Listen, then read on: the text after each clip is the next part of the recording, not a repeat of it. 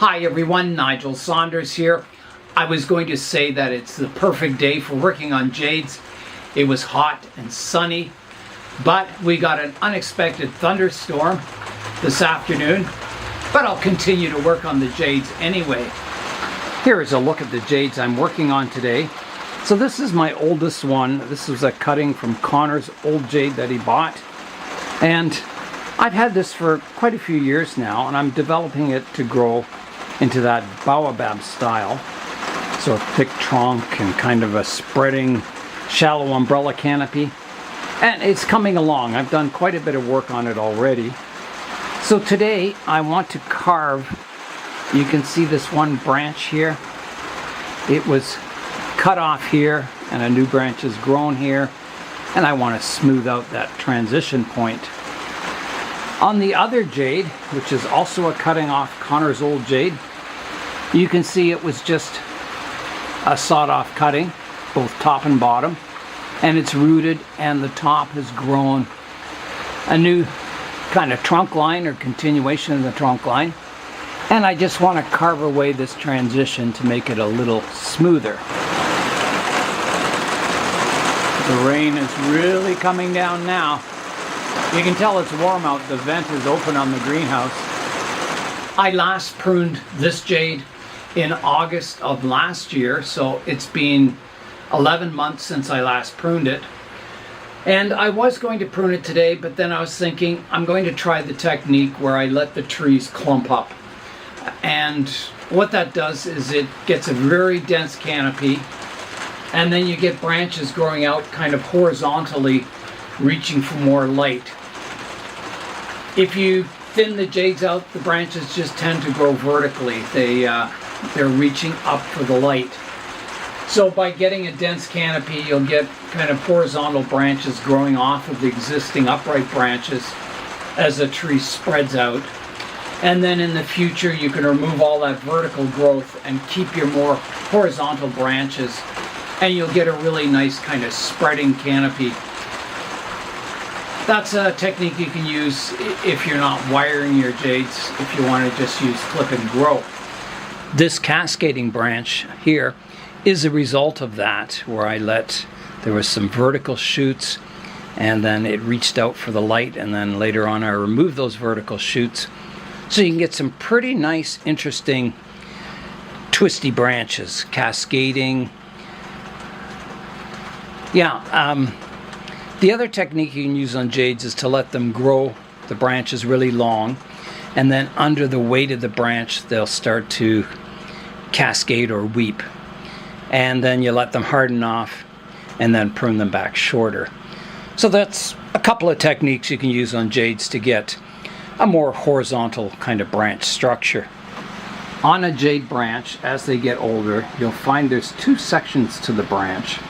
There's a woody core, which is here, and then there's a fleshy outer section.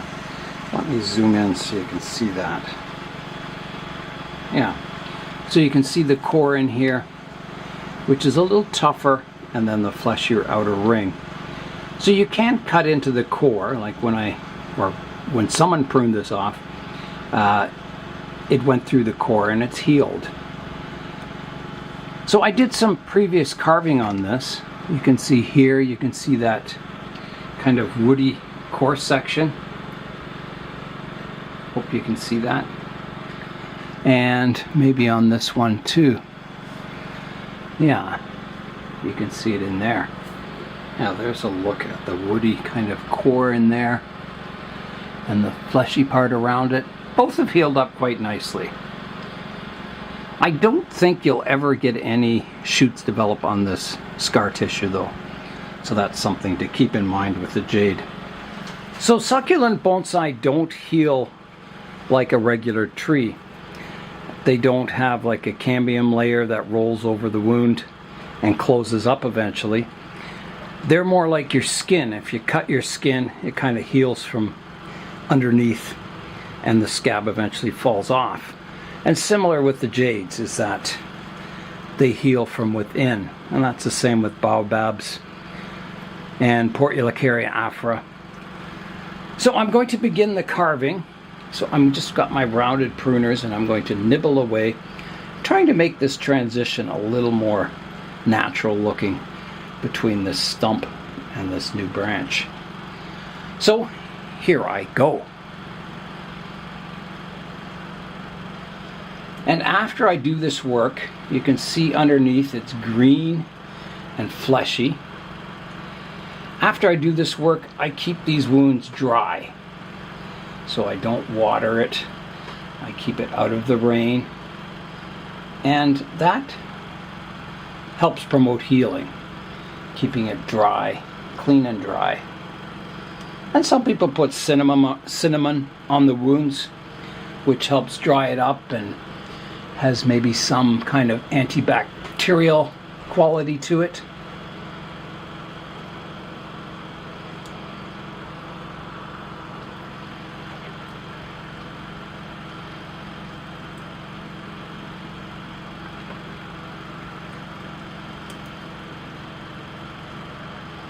Very wet and fleshy inside here. And it's always a little scary doing this. But so far, all my wounds have healed quite nicely, the ones I've smoothed over. So I'm hoping to get the same on this branch.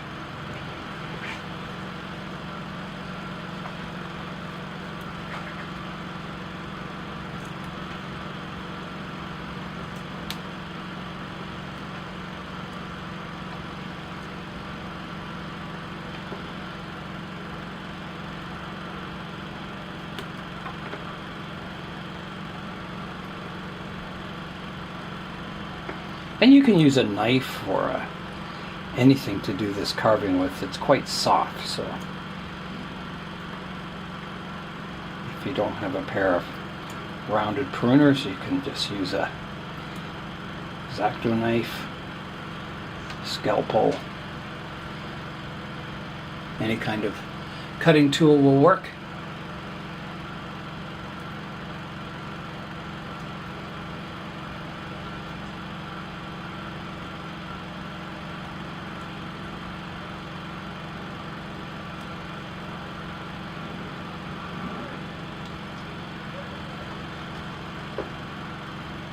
It's getting there.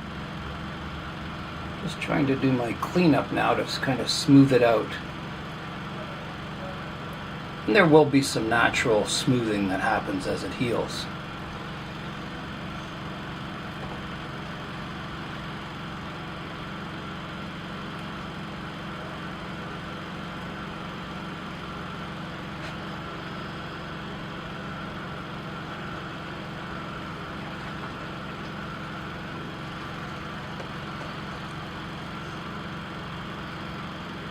I think that's pretty close now.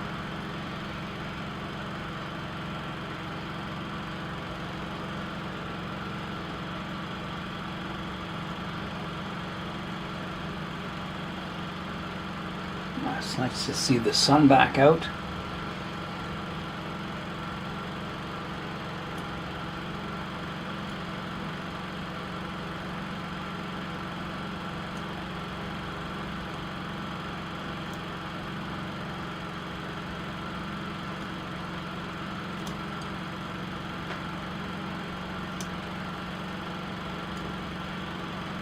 Okay, I think that is good. I think. Let me just clean this edge up here. Make it a little smoother.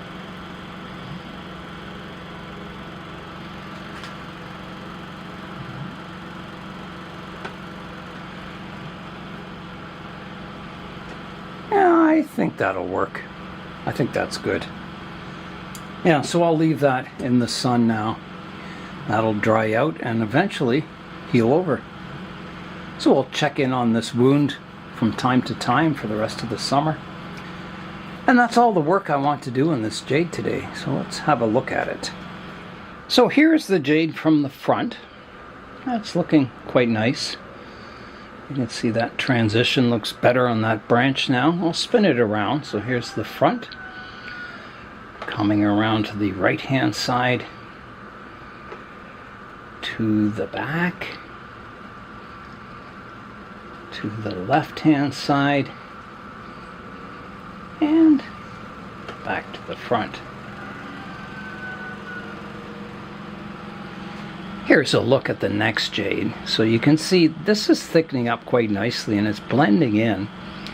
And you can see, you know, it was just cut off flat and this shoot developed, and as it thickens up it's spreading out, kind of making a bit of a natural transition with the original stump.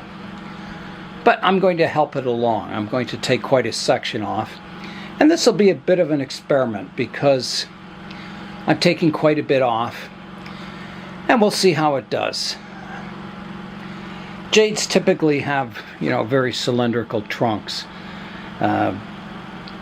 Not a lot of taper like, say, a trident maple or something like that. So maybe, you know, I can cut off a section and get a bit of taper into this trunk. Maybe it won't last, I don't know. Bit of an experiment, it's worth trying. Okay, I'm going to use my bigger tool for this because I need to take out quite a bit of material here. So here I go, taking chunks out of the trunk.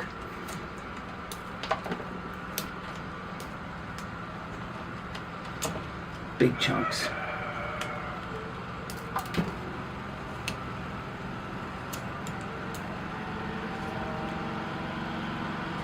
And if this doesn't work out, well, I will have learned something. If it just rots away instead of healing.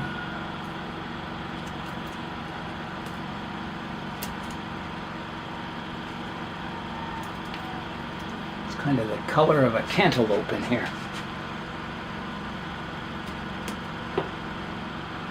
I'm not going to go too close to the branch that's growing up.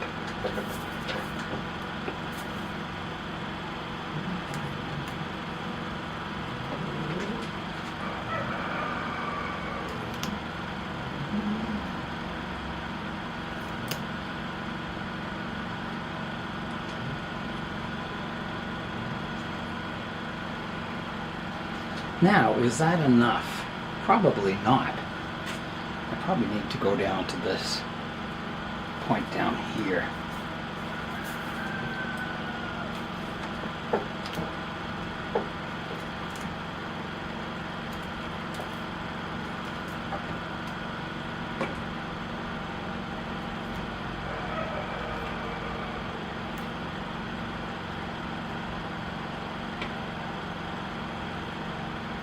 So that's kind of got it from that view. It looks quite tapered. Side view, it's still kind of squarish, so I'll take some off here.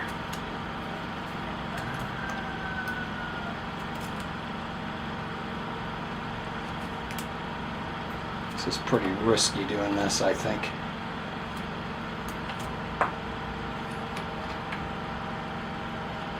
But if it works, it works. If it doesn't work, it doesn't work.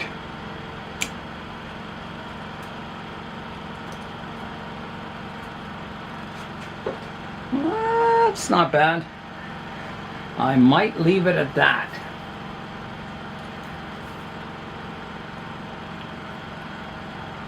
I think I will. I'll just kind of smooth it out a bit.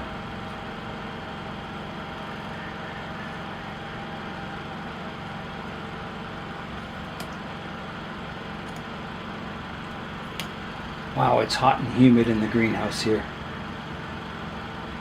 Whew. Okay, I think that's it. Again, I'll let that air dry in the sun, and we'll just see what happens, if it looks better or worse in the future. Here is a look at the two jades now. I think jades have enormous potential to become really beautiful bonsai. And yeah, I've never seen a really outstanding jade bonsai in real life. There's some on the internet that are just fantastic. But yeah, so I've tried several techniques out on jades, scarring the trunks up, which seems to work really well. I've carved them, and that seems to work well.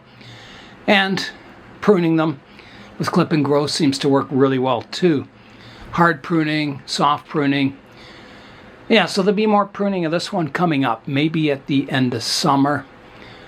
Before it goes into the basement, I'll prune it up, getting rid of all the vertical branches and keeping my more horizontal ones. But I'm going to try that technique where I just let it clump up, thicken up, and then try and get more horizontal branching off of the existing branches. Yeah, so it'll be an interesting experiment following these jades over the years. And I think this is a Crosby jade. It naturally has smaller leaves than your regular variety of jade. Maybe half the size, I would say. Yeah, so I'll leave them in the greenhouse here. I'll leave the wounds facing the sun to dry them out. And we'll check in on these jades at a later time. Here's an update to the trunks that I scarred up on the jades. So this is a very young jade, but it looks almost as old as my old jades that I got from Connor. Yeah, that trunk scarring really kind of takes those ring segments out, and it makes the trunk look old. It kind of gets that peeling bark on it. I'll put a link to the last time I pruned up this jade in the description below. It's a really good video showing how to prune it up for clip and grow, and you can see the difference between, you know, how it looked almost a year ago and how it looks now. So that's all for today. I'm Nigel Saunders. Thanks for joining me in the Bonsai Zone.